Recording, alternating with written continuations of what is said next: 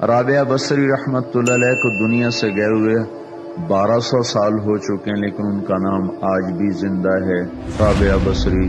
رابعہ بصری نہ کوئی شہزادی تھی، نہ کوئی ملکہ تھی، نہ کوئی وہ خوبصورت تھی، نہ کوئی خاندانی تھی، بلکہ عورت ہونے کے لحاظ سے ہر عیب اس میں تھا۔ ان کی عادت یہ تھی، وہ روزانہ عشاء کی نماز کے بعد غسل کر کے کپڑے بدل کے اپنے خامن سے پوچھتی آپ کو میری ضرورت ہے؟ اگر وہ کہتے کوئی نہیں ہے تو پھر پوچھتی مجھے اجازت ہے؟ وہ کہتے اجازت ہے تو پھر مصلی پہ کھڑی ہو جاتی ہے اور فجر کی نماز تک مصلی پر کھڑی رہتی تھی۔ ان کا خامن جلدی فوت ہو گیا، جوانی میں ہی بیوہ ہو گئی۔ تو حسن بصری بصرہ کے امام، کیا سارے مسلمانوں کے امام تھے، وہ خود آئے، خود چل کے آئے کہ میں آپ سے شادی کرنا چاہتا ہوں۔ وہ کوئی شادی کا شوق نہیں تھا ان کو، وہ تو اولاد کے قابل نہیں، شکل صرف ان کی نیکی اور ان کا جو اللہ سے تعلق تھا، ان کو یہ لالچ ہوا کہ یہ میری بیوی ہو جائے تو اس کی طفیل شاید میری بخشش ہو جائے۔ تو ان کے پاس آئے، کہنے لگے رابعہ میں آپ سے شادی کرنا چاہتا ہوں، خود پیغام لے کر آئے۔ تو انہوں نے فرمایا میری 4 باتوں کا جواب دے دو تو میں شادی کر لیتا۔ کہنے لگے کیا؟ کہ یہ بتاؤ میں جنتی ہوں کہ دوزخی؟ کہنے لگے یہ تو میں کچھ نہیں کہہ سکتا۔ اچھا یہ بتاؤ جب اللہ تعالیٰ قیامت میں اعمال نامے اڑائے گا، کسی کے سیدھے ہاتھ میں آئے گا، کسی کو الٹے ہاتھ میں آئے گا، میرے سیدھے ہاتھ میں آئے گا کہ الٹے ہاتھ میں آئے گا؟ کہنے لگے یہ بھی کچھ نہیں بتا سکتا۔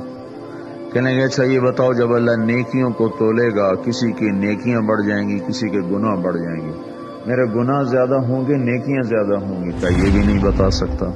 کہ اچھا یہ بتاؤ جب لوگ پل صراط سے گزریں گے، کوئی پار نکل جائیں گے، کوئی نیچے گر جائیں گے، تو میں پار نکلوں گی کہ دوزخ میں گروں گی؟ کہنے لگے یہ بھی میں نہیں بتا سکتا۔ تو پھر فرمایا اچھا جاؤ مجھے تیاری کرنے دو، مجھے ان 4 باتوں کی تیاری کرنی ہے، میرے پاس شادی کے لیے وقت کوئی نہیں ہے۔ جو اللہ سے دوستی لگا لیتے ہیں اللہ دنیا ان کے لیے مسخر کر دیتا، اللہ دنیا ان کے پاؤں میں ڈال دیتا۔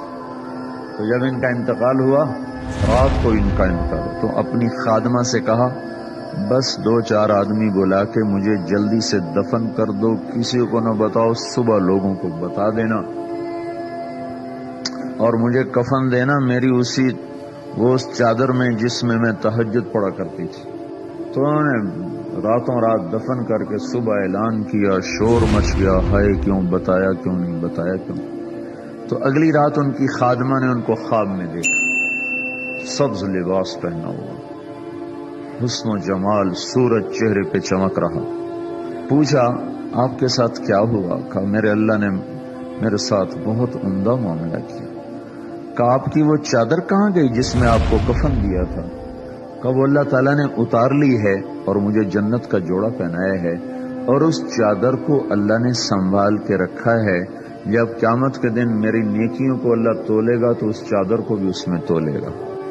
انہوں نے پوچھا منکر نکیر کا کیا ہوا؟